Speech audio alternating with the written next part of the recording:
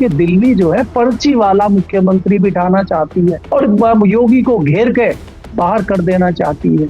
ममता कुलकर्णी भी महामंडलेश्वर है और वो भी ज्ञान दे रही है। ये जो आपका प्रदेश अध्यक्ष है वो इतना छोटा अधिकारी, इतना छोटा पदाधिकारी है कि सबसे लास्ट में उसका नंबर आए। नमस्कार दोस्तों, कैसे हैं आप लोग। उम्मीद है आप सभी अच्छे होंगे। उत्तर प्रदेश के प्रयागराज में शुरू हुआ घमासान अब उत्तर प्रदेश की राजनीतिक दिशा तय करता हुआ दिखाई दे रहा है। योगी आदित्यनाथ इस पूरी तस्वीर में अकेले पड़ते हुए दिख रहे हैं। भारतीय जनता पार्टी अपने आप में क्या कदम उठाने वाली है। ये जो दिल्ली और लखनऊ की लड़ाई है, क्या इसके बीच में अभिमुक्तेश्वरानंद एक बड़ी भूमिका निभाने वाले हैं, क्योंकि जो कुछ भी घटनाक्रम हुआ है वो योगी आदित्यनाथ पर भारी पड़ता हुआ दिखाई दे रहा है। बात करेंगे केपी मलिक जी, वरिष्ठ पत्रकार से। बहुत बहुत स्वागत है सर आपका। धन्यवाद हिमांशु जी, आपका भी, आपके दर्शकों का भी। सर, ये अभिमुक्तेश्वरानंद के साथ सरकार क्या करना चाहती है। ये हिंदूवादी संगठन के 8-10 लोग पहुंच जाते हैं, आई लव बुलडोजर बाबा और तमाम नारेबाजी करने लगते हैं। प्रशासन का कोई कंट्रोल है कहीं पर कि नहीं है, या फिर ये सब जानबूझकर प्रशासन की तरफ से ही किया जा रहा है किसी खास के इशारे पर। देखिए हिमांशु जी, अगर आप देखें जिस प्रकार से पिछले 7 दिन से ये मामला प्रयागराज में चल रहा है, हमारी आपकी चर्चा भी पहले इस पे हुई थी कि किस प्रकार से इस मामले को तूल देने का काम हो रहा है। और मैं तो ये कह रहा हूं कि शंकराचार्य जी इसमें माध्यम बन गए हैं। ये सनातन के साथ कुछ चीजों का समापन करना चाहते हैं, इसलिए आप देख रहे हैं कि ये सनातन के नाम पे सियासत हो रही है। और सियासत जो असली हो रही है वो भारतीय जनता पार्टी की अंदरूनी सियासत है। और लड़ाई जो है वो दिल्ली और लखनऊ की, हम लगातार चर्चा इस बात की कर रहे हैं। लेकिन योगी जी दिल्ली का मोहरा बन गए हैं या दिल्ली से डर नहीं रहे हैं, या वो भी कुछ रणनीति कर रहे हैं, ये अभी मैं डिकोड नहीं कर पाया हूं। क्योंकि वो केंद्र जो है वो उनको उलझाना चाहता है, जो दिल्ली के लोग हैं वो उनको उलझाना चाहते हैं, जाल बुन रहे हैं, चक्रव्यूह बुन रहे हैं, और योगी जी उसमें फंसते जा रहे हैं। क्योंकि योगी जी को तो इससे फायदा होगा नहीं, मुझे तो लग रहा है नुकसान ही होगा। 2 धड़े संतों में, साधुओं में बन गए हैं। हैरानी की बात यह है कि आप अभी भी इस बात को नहीं मान रहे हैं कि इस मामले का पटापेक्ष किया जाए, और बहुत आसान है पटापेक्ष करना। और आप जो है शंकराचार्य के ऊपर नई नई चीजें लेके आ रहे हैं। अभी उनके कुछ समर्थक घुस गए हैं, वो बुलडोजर बाबा की जय बोल रहे हैं, वो बुलडोजर बाबा बता रहे हैं, और इनके समर्थक भी आ गए। आप क्या वहां कुछ लड़ाई भिड़ाई भी करना चाह रहे हैं क्या? आप कुछ व्यवस्था भी बिगाड़ना चाह रहे हैं क्या? नहीं, अभी क्योंकि तो कह ही रहे हैं कि हमारी जान को खतरा है, ये मरवा देना चाहते हैं हमको। तो ये माहौल किस तरफ आपको ले जाता है, क्या इशारा करता है? तो मेरे जैसा व्यक्ति इसका विश्लेषण यही करता है कि ये जो अंदरूनी लड़ाई भारतीय जनता पार्टी की लीडरशिप की चल रही है, क्योंकि मुझे लगता है कि दिल्ली जो है पर्ची वाला मुख्यमंत्री बिठाना चाहती है और योगी को घेर के बाहर कर देना चाहती है। योगी जी वो लड़ाई लड़ रहे हैं, लेकिन बीच में शंकराचार्य जी फंस गए और वो राजनीति का अखाड़ा बन गए हैं, या राजनीति उनके माध्यम से हो रही है, और शंकराचार्य भी इस बात को नहीं समझ रहे हैं। वो अपनी हट करके बैठ गए और योगी जी अपनी हट करके बैठ गए। दोनों ये त्रिकोणीय मुकाबला हो गया है, जबकि लड़ाई सीधी है, और सीधी लड़ाई लड़नी नहीं है, इसलिए बीच में कुछ माध्यम चाहिए, और माध्यम शंकराचार्य जी बन गए। अब आप देखिए कि जिस प्रकार की चीजें चल रही हैं, पर्ची वाले मुख्यमंत्री तो तैयार है, केशव मौर्य जी, किसी को ज्यादा सोचने की जरूरत नहीं है। शंकराचार्य ने जी, अब इधर अमित शाह जी अवार्ड बांट रहे हैं यूपी के एक कार्यक्रम में, और उधर शंकराचार्य जी जो है बयान दे रहे हैं कि भाई केशव मौर्य जी अच्छे व्यक्ति हैं, वो जांच भी करा रहे हैं, हमारा सम्मान भी कर रहे हैं, तो उनको मुख्यमंत्री होना चाहिए। और भारतीय जनता पार्टी का शीर्ष नेतृत्व भी चाहता है कि पर्ची वाला मुख्यमंत्री होना चाहिए, क्योंकि बाकी राज्यों में पर्ची वाले मुख्यमंत्री हैं, इस राज्य में भी पर्ची वाला मुख्यमंत्री हो। आपने देखा राष्ट्रीय अध्यक्ष का जो प्रोग्राम हुआ दिल्ली में, मोदी जी, योगी जी सेकंड लाइन में थे, योगी जी लास्ट में थे और केशव मौर्य जी आगे आगे चल रहे थे, जैसे यही उत्तर प्रदेश के मुख्यमंत्री हैं। तो ये सारी चीजें चल रही हैं और योगी जी क्या नई रणनीति कर रहे हैं, क्या नया मामला है। आरएसएस चुप्पी साधे हुए है, मोदी जी चुप्पी साधे हुए हैं, दिल्ली से कोई बयान आ नहीं रहा है किसी नेता का। तो ये किधर जा रही है यूपी की राजनीति। और दूसरी चीज ये है कि इसमें ऐसे ऐसे लोग आ गए हैं। अब बताइए, ममता कुलकर्णी भी महामंडलेश्वर है और वो भी ज्ञान दे रही है। वो कह रही है कि ये जो शंकराचार्य है ये समाजवादी पार्टी के हैं, ये कांग्रेस के हैं। अब वो भी अपनी जो, अब बताइए, अब उनके लिए भी हमें सुनना पड़ेगा, उनके विचार भी हमें सुन के उन पे भी डिस्कस करना पड़ेगा। अब दूसरे, अब आप बताइए, जो थोड़े दिन तक टिकट मांग रहे थे, चुनाव लड़ रहे थे, प्रमोद कृष्णम जी, वो आज साधु बाबा है, भारतीय जनता पार्टी में है, उनकी मजबूरी है भारतीय जनता पार्टी का वो करना। अब वो भी ये कह रहे हैं कि नहीं नहीं, इनका कुछ थोड़ा सा मामला कुछ दूसरा, उनका भी ज्ञान आ रहा है। उनसे कोई डिग्री नहीं मांग रहा, उनसे नहीं कोई पता कर रहा कि भैया आपको शंकराचार्य की मठाधीश की, या जो आप कल की पीठ चला रहे हैं, कल की पीठ के मठाधीश की डिग्री आपको किसने दी है, या ममता कुलकर्णी को किसने महामंडलेश्वर बनाया है, उन्होंने कौन से विश्वविद्यालय से डिग्री ली है, उनसे कोई नहीं पूछ रहा। शंकराचार्य जी से पूछ रहे हैं कि आप कहाँ के शंकराचार्य हैं, किसने आपको बनाया है, बताइए। तो आप ये कौन से विवाद में उलझ गए हैं और इसका पटापेक्ष क्या होगा, इसका रिजल्ट क्या होगा, मुझे लगता है योगी जी नहीं समझ गए।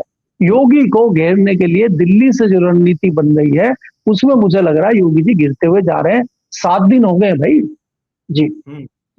अच्छा, केपी मलिक जी, आपने दिल्ली और लखनऊ का जिक्र किया तो कल की तस्वीर बड़ी इंटरेस्टिंग थी।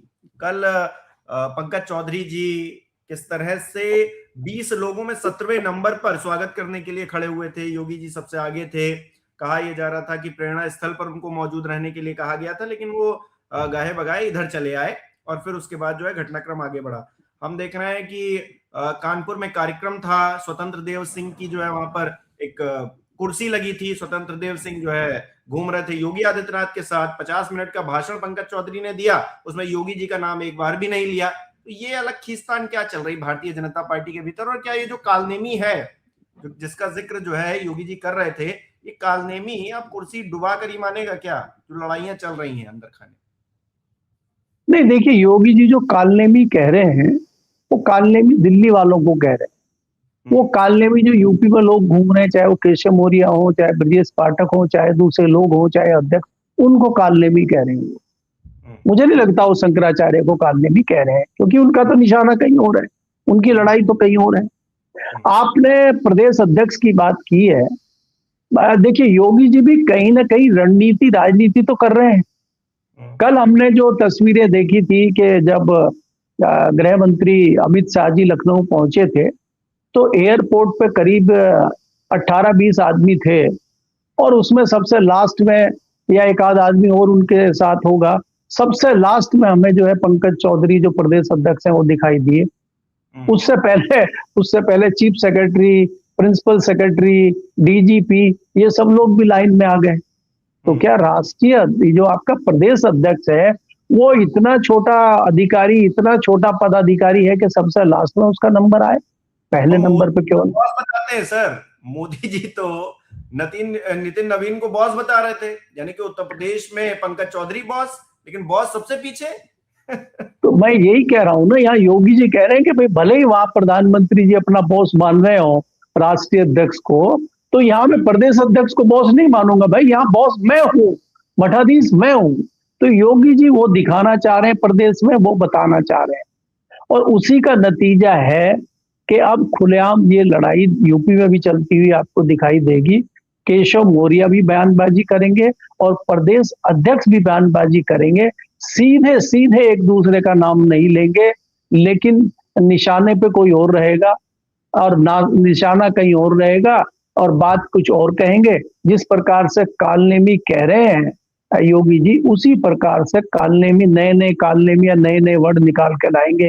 कि अब देखिए ना, केशव मौर्य जी के बयान में और योगी जी की जो कार्य प्रणाली है उसमें 36 का आंकड़ा दिखाई दे रहा है।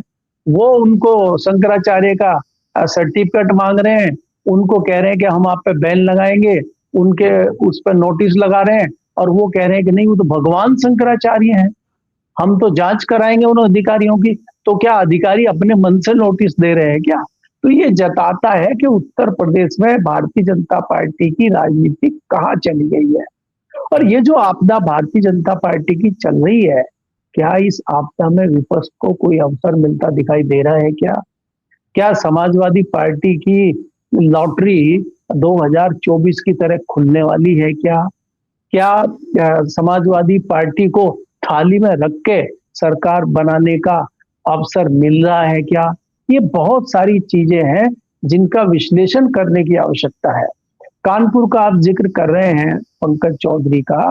पंकज चौधरी कानपुर में आधा घंटा बोलते हैं, वो पूरी स्तुति गान मोदी जी का करते हैं, लेकिन योगी जी का नाम वो नहीं लेते हैं। तो ये जताता है कि कहीं ना कहीं वो भी दिल्ली के इशारे पे काम करने के लिए यूपी में आए हैं, और धीरे धीरे अब वो अपने रंग में आ रहे हैं, और आगे आगे रंग बहुत बढ़िया दिखाएंगे वो। और योगी जी को भी समझ में आ गया है कि वो भले ही रंग ना दिखा रहे हो। आप ये देखिए कि जो यूपी का स्थापना दिवस था, उस पे केशव मौर्य को दिल्ली जाना था और ब्रजेश पाठक को शायद गुजरात जाना था, लेकिन जब पता लगा कि अमित शाह जी आ रहे हैं तो उन्होंने गए नहीं, दोनों मंच पे खड़े हो गए आके। और अमित शाह जी ने भी कहा होगा कि नहीं नहीं, आपको कोई जरूरत नहीं जाने की, हम जब आ रहे हैं आप वहां आइए। दूसरी चीज ये था कि पंकज करने की तैयारी थी पूरी, योगी जी पूरी लाइमलाइट बटोर लें, वहां पर नहीं बुलाया दोनों डिप्टी सीएम, राज्यपाल को न्योता नहीं, खुद ही पहुंचे, तो वही वाला खेल करने की तैयारी थी इस बार भी। नहीं नहीं, देखिए ये चीजें, ये रणनीति भारतीय जनता पार्टी में चीजें चलती रही हैं, और भारतीय जनता पार्टी में ये चीजें दिल्ली से इनकी शुरुआत हो गई है, और ये शुरुआत होते होते सारे राज्यों में घूम घाम के चली गई। एक स्टेट उत्तर प्रदेश बचा हुआ है जहां पर्ची का मुख्यमंत्री नहीं है, जहां इनका पूरा वर्चस्व नहीं है, इसीलिए ये परेशान है। और मैं तो आपको ये भी कहता हूं कि ये किसी भी हद तक जा सकते हैं, जैसा कि मैंने पिछली बार आपसे जिक्र किया था कि ये यूपी के बंटवारे पे भी विचार कर सकते हैं। अगर यूपी का बंटवारा हो जाता है तो अपने आप इलाज हो जाएगा योगी आदित्यनाथ का, अखिलेश का भी इलाज हो जाएगा, मायावती का जो कांटा फंसा रहता है दलित के नाम पे कभी भी कुछ भी, वो भी निकल जाएगा, पश्चिमी उत्तर प्रदेश भी ठीक हो जाएगा। तो ये सारी चीजें पे भी विचार जो है ये लोग कर रहे हैं। और देखिए प्रदेश में अगले साल चुनाव है, इसलिए ये सारी रणनीति, सारी राजनीति चुनाव के हिसाब से हो रही है। आपने देखा कि जहां जहां चुनाव से पहले मुख्यमंत्री को हटाया गया, भारतीय जनता पार्टी के कोई बहुत अच्छे रिजल्ट नहीं रहे। आप उदाहरण लीजिए राजस्थान का, लोकसभा की आधी सीटें रह गई, लेकिन वहां के मुख्यमंत्री के ऊपर कोई ऐसा दोषारोपण नहीं है कि भाई ये मुख्यमंत्री थे, इनकी वजह से हम लोकसभा हार गए, इन्होंने कुछ नहीं किया। हरियाणा में भी सीटें घटी हैं लोकसभा की, वहां पे भी जो है आपने खट्टर को हटा के सैनी साहब को बनाया था, सैनी साहब कोई खास करिश्मा दिखा नहीं पाए। मध्य प्रदेश में भी जो सीटें आई हैं, छत्तीसगढ़ में या मध्य प्रदेश में जो 100% रिजल्ट दिया है वो शिवराज की देन है, लेकिन आपने उनको मुख्यमंत्री बना दिया। शिवराज को लगता था अच्छा रिजल्ट देंगे तो शायद हमें बनाएंगे, उनको नहीं बनाया, पर्ची वाले मुख्यमंत्री वहां भी आ गए। तो उसी प्रकार से, उसी रणनीति पे, उसी पैटर्न पे उत्तर प्रदेश को लाने की इनकी एक कोशिश है। और वो कोशिश कैसी होगी, अब उसमें मैंने जो पहले भी कहा, मैंने तो आर्टिकल भी लिखा कि योगी जी के लिए चक्रव्यूह तैयार कर दिया है और योगी जी को चक्रव्यूह में घुसा दिया है। तो या तो योगी जी चक्रव्यूह में शहीद हो जाएंगे, और अगर वो शहीद नहीं हुए और मजबूत हुए तो वो नायक बन के बाहर निकलेंगे, और वो फिर असली क्रांतिकारी होंगे जो 2027 में दोबारा जीत के मुख्यमंत्री बनेंगे और फिर दिल्ली की तरफ कूच करेंगे। तो दिल्ली की तरफ कूच करेंगे, वही तो खतरा है, उसीलिए तो ये सारी रणनीति चल रही है। तो उनको कैसे रोका जाए, उनके रास्ते की बाधाएं कैसे बढ़ाई जाए, इस पे दिल्ली विचार कर रही है। अब कितना उसमें योगी चल पाते हैं, कितनी इस लड़ाई में मजबूती से खड़े हैं, आज तो मुझे एक हिसाब से योगी जी अकेले खड़े हुए दिखाई दे रहे हैं। कोई मजबूत नेता भारतीय जनता पार्टी का या संघ उनके साथ खड़ा हुआ हो, इस पे भी मुझे संशय है, क्योंकि अभी तो संघ की तरफ से कोई बयान आया नहीं है, किसी भारतीय जनता पार्टी के बड़े नेता का कोई बयान आया नहीं है, अभी योगी जी ने अपना कोई शक्ति प्रदर्शन दिखाया नहीं है। क्या अगर इस तरह की चर्चा उत्तर प्रदेश में होती है कि मुख्यमंत्री बदला जाना है, तो कितने विधायक जो है योगी जी के साथ हैं, ये भी संशय है। और जिस प्रकार से पिछले दिनों अलग अलग विधायक दलों की मीटिंग हो रही है, अलग अलग जातियों के, पहले ब्राह्मणों की मीटिंग हुई, फिर दूसरे लोगों की मीटिंग हो रही है, क्या एक माहौल बनाया जा रहा है कि ब्राह्मणों के खिलाफ, ब्राह्मणों को भटका, इनसे जो है भड़काया जाए कि ठाकुर और ब्राह्मण की लड़ाई करा दी जाए ताकि स्वर्णों में ही लड़ाई हो जाए? क्योंकि उत्तर प्रदेश में स्वर्ण मुख्यमंत्री है और दलित परेशान है, इसलिए दलित भारतीय जनता पार्टी को छोड़ के समाजवादी में और कांग्रेस में जा रहा है। इसलिए भी ये बहाना है आपके पास कि स्वर्ण को हटा के और आप किसी पिछड़े दलित को, ओबीसी को मुख्यमंत्री बनाए, और इसी में केशव मौर्य की लॉटरी खुलने की बात चल रही है क्या? बहुत सारे कारण हैं। अभी किस तरफ ऊंट बैठता है, इसके लिए हमें थोड़ा देखना पड़ेगा, टाइम लगेगा अभी कुछ दिनों का तस्वीर साफ होने में। अभी तो आपको कुछ दिन और मजा, ये जो प्रयागराज में शंकराचार्य बनाम योगी चल रहा है, मुझे लग रहा है रामलीला थोड़े दिन और चलेगी। जी बिल्कुल। और शंकराचार्य झुकने का नाम भी नहीं ले रहे हैं, वो कह रहे हैं कि मैं डटा रहूंगा, आप चाहे जितने भी जुल्म कर ले। बहुत बहुत शुक्रिया केपी मलिक जी तमाम बातचीत के लिए, हमारे साथ जुड़ने के लिए। हमारे दर्शक किस तरह से देख रहे हैं इस विषय को हमें कमेंट करके जरूर बताएं, क्योंकि संत बनाम संत की लड़ाई में संत समाज भी बट गया है, राजनीति भी बट गई है, सामाजिक तौर पर भी लोग बटे हुए नजर आ रहे हैं। दूसरी तरफ राजनीतिक तौर पर जो माहौल बन रहा है वो योगी आदित्यनाथ के खिलाफ बन रहा है। तो क्या योगी आदित्यनाथ अकेले पड़ गए हैं? क्या योगी आदित्यनाथ 27 तक सरवाइव कर पाएंगे और क्या दोबारा उस कुर्सी पर बैठ पाएंगे? इस पर संशय जताया जा रहा है। तो आपकी उस पर क्या राय है, हमें कमेंट बॉक्स में जरूर बताइएगा। इस वीडियो को लाइक करना, शेयर करना मत भूलिएगा। हमारे चैनल को सब्सक्राइब नहीं किया है तो वो भी जरूर कीजिएगा। आप हमें सहयोग भी कर सकते हैं ज्वाइन बटन पर क्लिक करके। बहुत बहुत धन्यवाद।